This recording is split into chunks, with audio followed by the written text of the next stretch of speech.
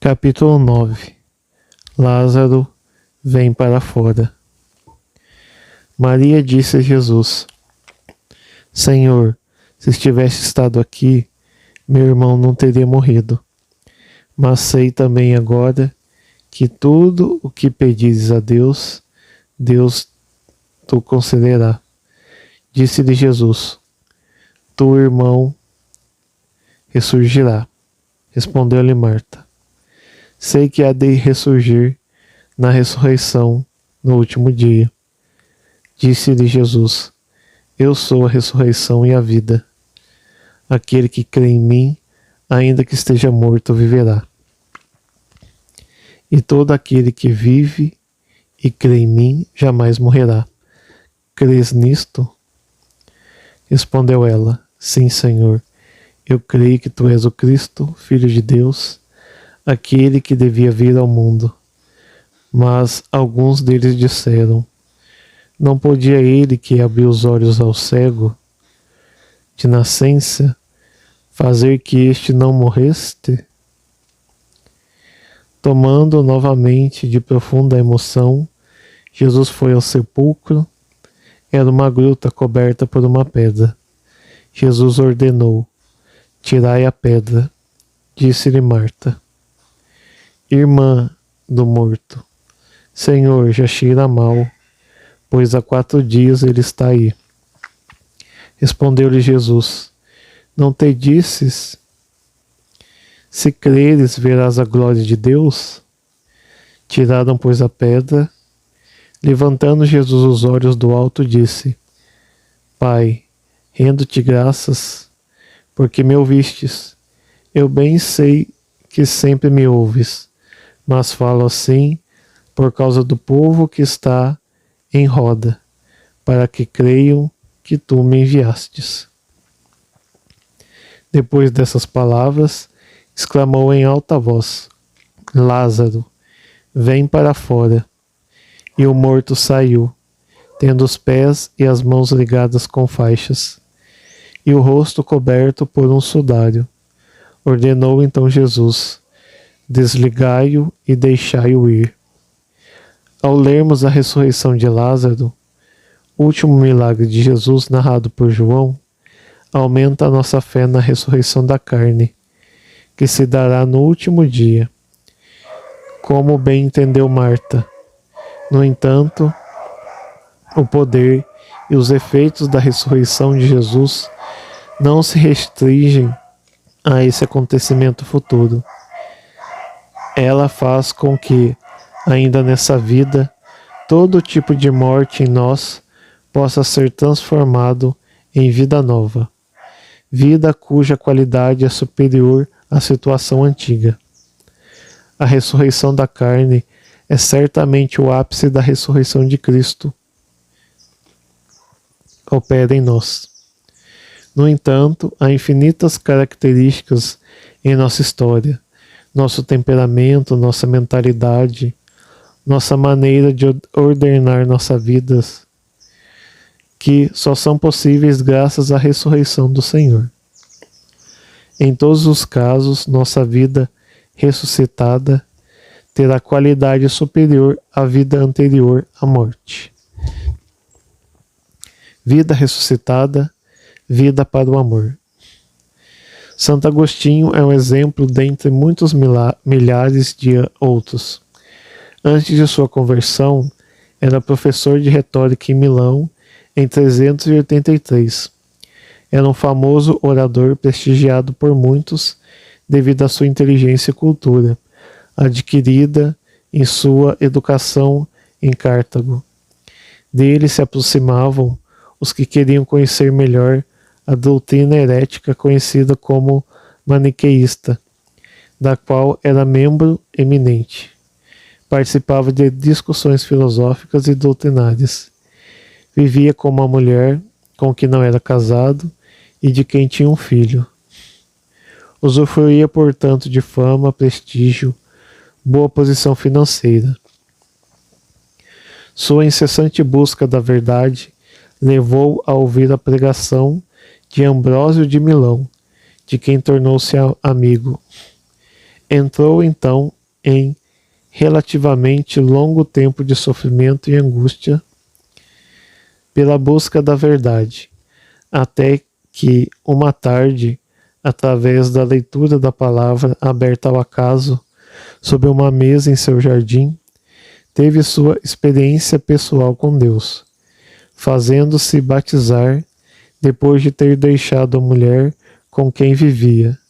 Foi ordenado sacerdote em 391 e bispo em 396, tendo fundado em Tagaste uma comunidade contemplativa. Para os padrões de um pagão da época, Agostinho era um homem honesto, de boa vontade, que buscava a verdade. O encontro com o cristianismo levou a um tempo de escuridão, dúvida e morte, do qual ressurgiu um homem inteiramente novo, cheio de fé e gratidão, cuja doutrina e escritos fizeram em sua época e fazem até hoje imenso bem à Igreja e à humanidade. Em seu livro Confissões, Santo Agostinho faz um retrospecto de toda a sua vida à luz da fé e do amor, cheio de gratidão a Deus e aos seus queridos. Faz uma leitura do passado, segundo a ordem do amor, colocando sua esperança no poder da misericórdia do Pai e da ressurreição de Cristo.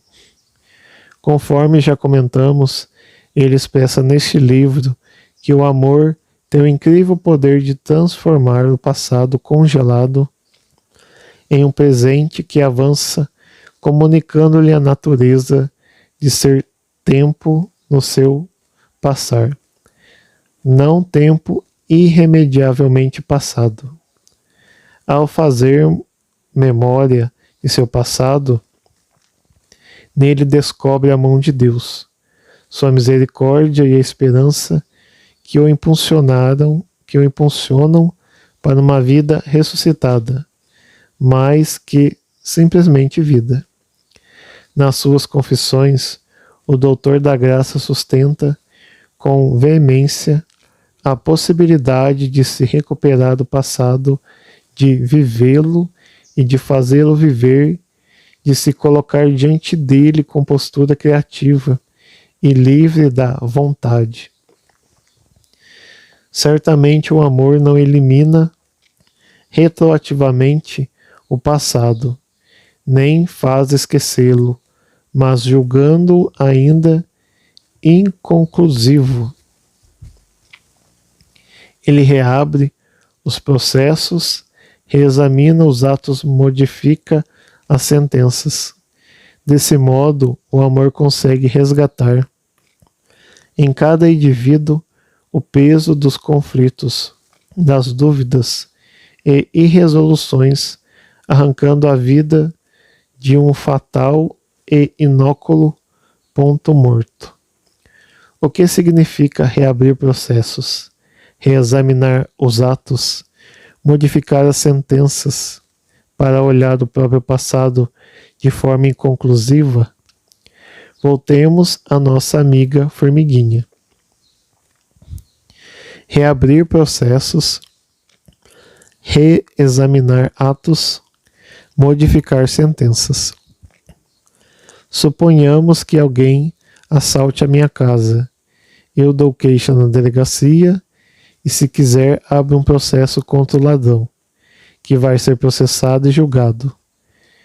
Findo o julgamento, o juiz dará o veredito, a sentença de culpado ou inocente. Alguém que considere o veredito injusto e queira revogá-lo, poderá reabrir o processo com base em um fato novo e assim iniciar toda a caminhada até chegar novamente ao veredito, que poderá ser o mesmo ou diferente. Nossa formiguinha abriu um processo contra o pequenino floco de neve. É ele o culpado por seu pezinho estar preso.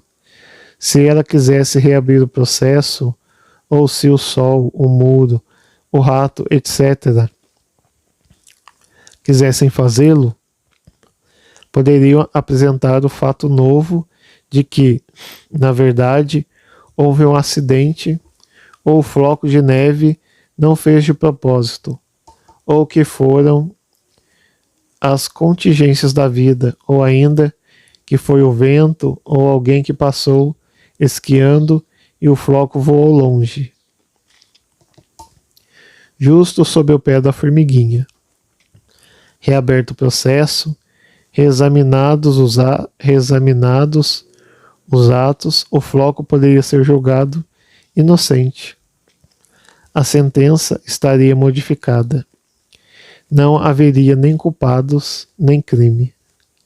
Se a formiguinha ficasse menos agitada, parasse para rezar e refletir, se ela tomasse distância do acontecimento, veria com certeza que não há uma relação objetiva de causa e efeito entre o floco e todo o resto.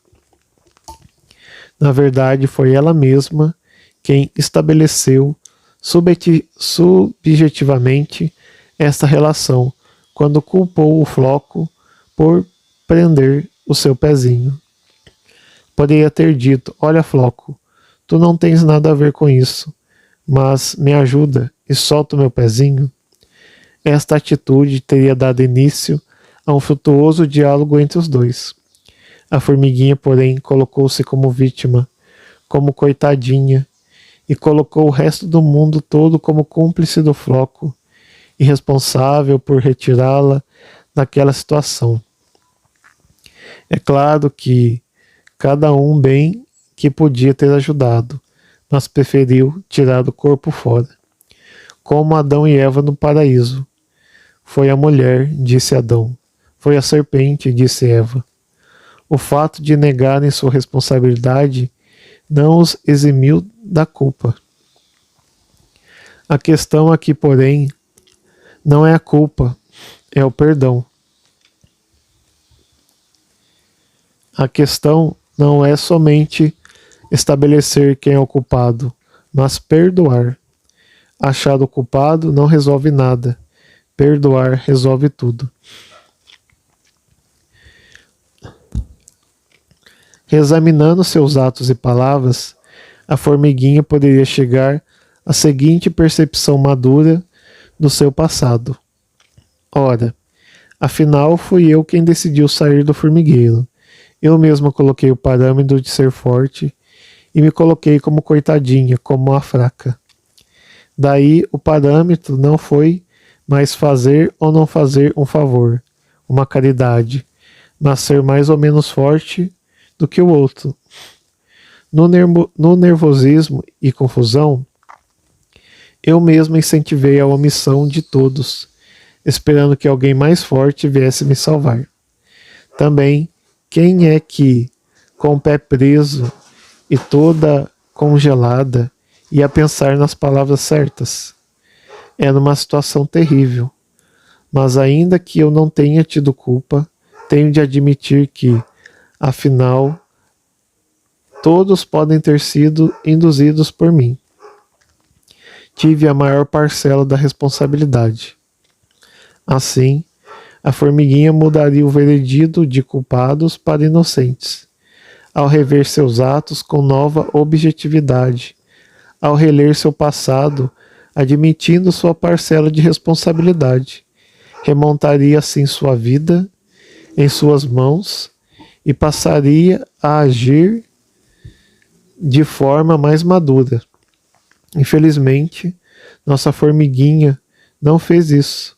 Provavelmente não conhecia o poder e alcance da ressurreição de Jesus. Ou, se o conhecia, pensou que não se aplicaria à sua pequena vida. Pobre formiguinha. Lázaro. Se quisermos ler a narrativa da ressurreição de Lázaro, sob a ótica do passado inconcluso, o que teremos? Letra A. Veredito inicial. Morto porque Jesus não chegou a tempo de impedir sua morte. B. Fato novo. Jesus é a ressurreição e a vida. C. Processo reaberto. Ida ao túmulo e afastamento da pedra. D. Atos revistos. Morte, enfaixamento, sepultamento revistos à luz da ressurreição, que é Jesus. E. Veredito final. Ressuscitado para uma vida nova, porque Jesus é a ressurreição e a vida.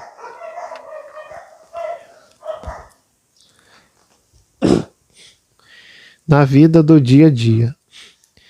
Para entendermos na vida real o que é um fato novo, leiamos inicialmente o testemunho abaixo ocorrido por volta de 1994.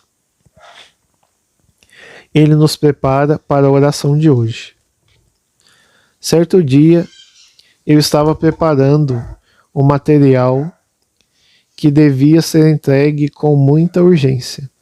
Havia dito que ninguém me interrompesse. No entanto, uma pessoa batia insistentemente à porta. Inadvertidamente, ouvi a voz de Deus que dizia: "Abra, ela está armada." Parecia o mais lógico seria ele dizer: "Não abra."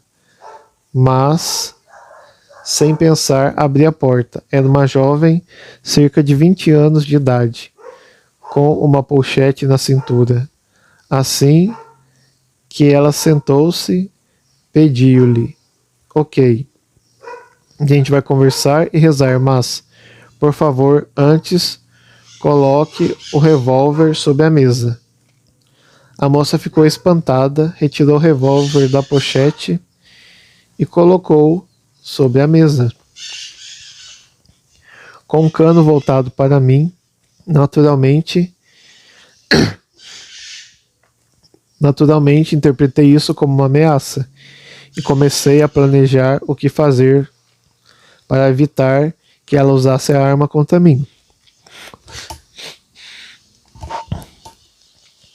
Havia já chegado ao veredito: culpada, assassina, ladra, sequestradora.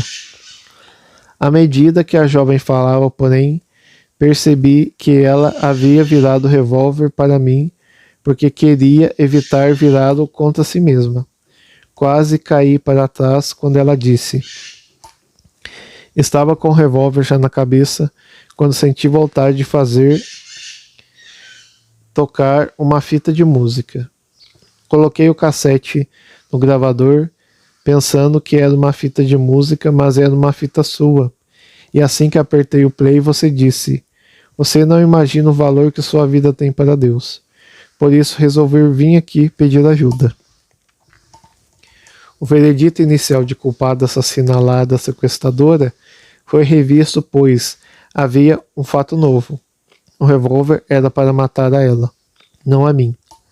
À luz desse fato novo, que não percebera quando ela colocara a arma sobre a mesa, fui movido pela misericórdia e vi-me levada a reabrir o processo, rever as ações e revogar a sentença para a vítima inocente e muitíssimo amada por Deus.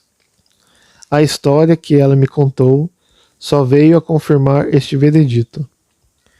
Nossa quase suicida confessou-se e foi acompanhada pelo Ministério de Cura e Aconselhamento. Entregou-se à sua família antes desestruturada, e com ela encontrou a vida nova que a ressurreição de Jesus lhe concedeu, de qualidade superior à antiga. Hoje está casada, mora no interior do Ceará com seus maridos e filhos. Maria Emir. Na oração, o encontro com o ressuscitado. Com base no que você leu neste capítulo, ore com a narrativa da ressurreição de Lázaro, em João 11, 17 ao 44. Ore seguindo os seguintes passos.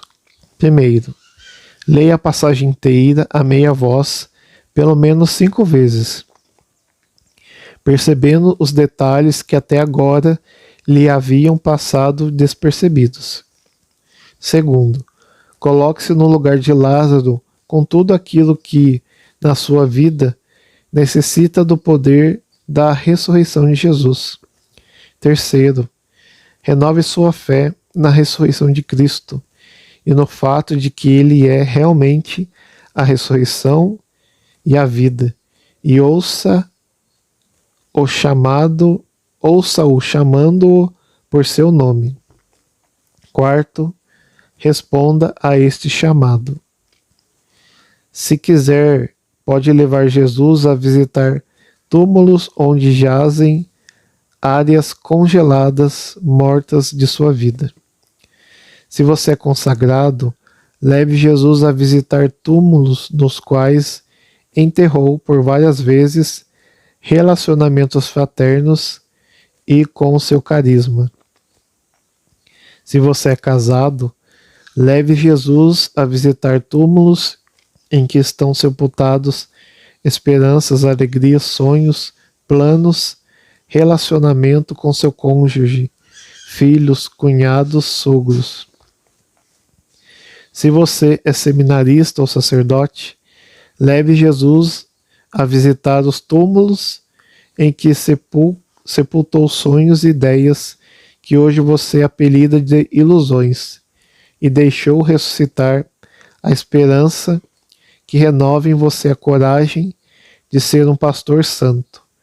Você não estava errado quando, aos seus ideais, talvez apenas não estivesse disposto a morrer para que eles fossem purificados e vivessem. 5. Em seu caderno, escreva o fruto da sua oração.